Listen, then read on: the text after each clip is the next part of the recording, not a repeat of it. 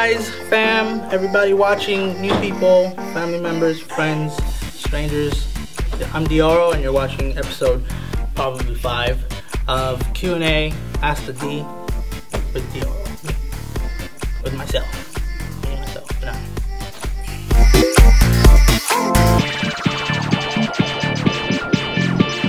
Man, I wouldn't even know where to pinpoint it. You know what? I've always just produced for the people that already support me. Like, I never really intended to like, you know, grow. You know, I didn't make this song like, oh, because I want to grow.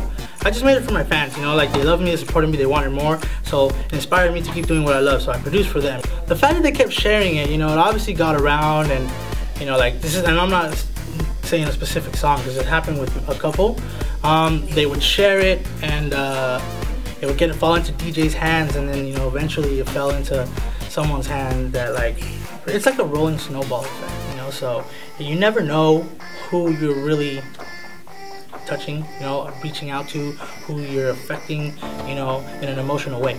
So, like, you could be talking to someone at one of your shows, and then this person could really, like, you know, like, vibe you. Just be like, you know what, you're a really good person. And he goes home and he tells his homie that owns, like, the best club in the city. He's like, yo, man, you know, this boy, his kid's pretty good, he's pretty humble, I checked out his stuff, and, you know, stuff like that. Or you could just get lucky and your track goes viral. You know, there's so many ways, and I really don't know how I went, you know, not necessarily viral, but I don't know how I got the recognition I have now. I definitely have to say that giving out free tracks is definitely one of the biggest reasons, you know, and it's something I love doing, and it's something I'm gonna keep doing until I die.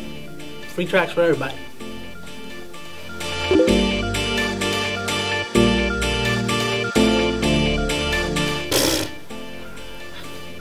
I'm very embarrassed, but first time I ever crowd surfed, this is the first time, and it was the last time for a long time until I got really drunk again.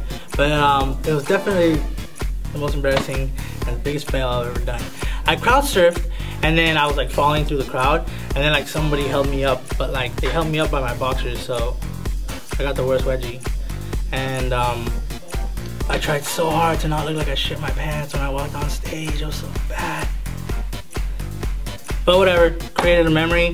I created an answer for this question today, so everything happens for a reason.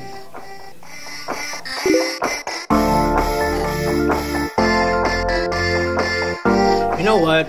I mean, that's the thing about, you know, dedication and how much you love it. Usually something you really truly love will disappoint you. You know, like, whether it's a human, whether it's a thing, something you love doing. You know, like anything. If you really truly love it, it will disappoint you and it will get you mad sometimes. Sometimes you just want to punch a wall, you know? Definitely.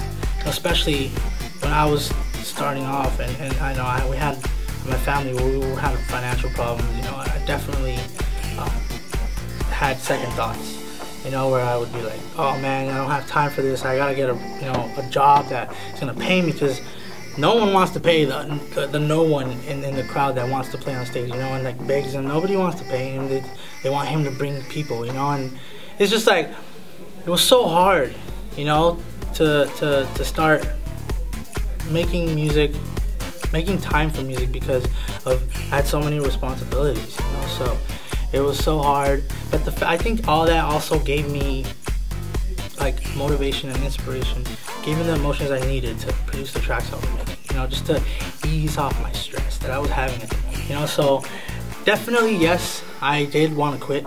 You could even ask one of my biggest inspirations, Laid Back Luke. I actually emailed him, and I hope he still remembers, but I emailed him one time.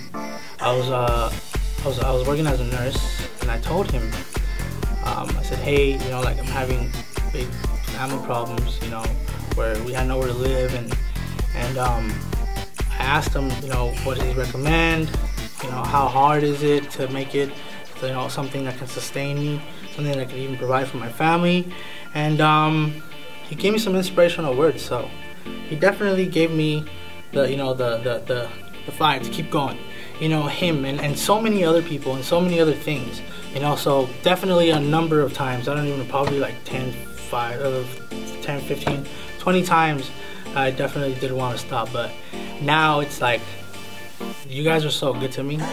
You know, there's so many of you, and you guys are amazing and beautiful, and I can't thank you enough. You know, the best I can do is give you more tracks for free, you know, free album stuff, but in all, yes, you will get disappointed, you will be heartbroken, it will be pretty fucked up. The industry's could be pretty harsh, but just do what you love, and then people just like yourself will support you. Amazing, beautiful, fucking awesome people, family. You'll become family.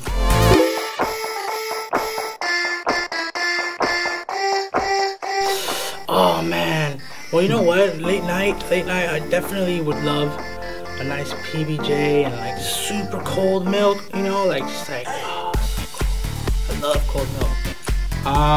But yeah, definitely. And then sometimes I never ever get it right. Sometimes I put too much jelly, sometimes I put too much peanut butter. I never get it right. I don't think there's such thing as like the right proportion.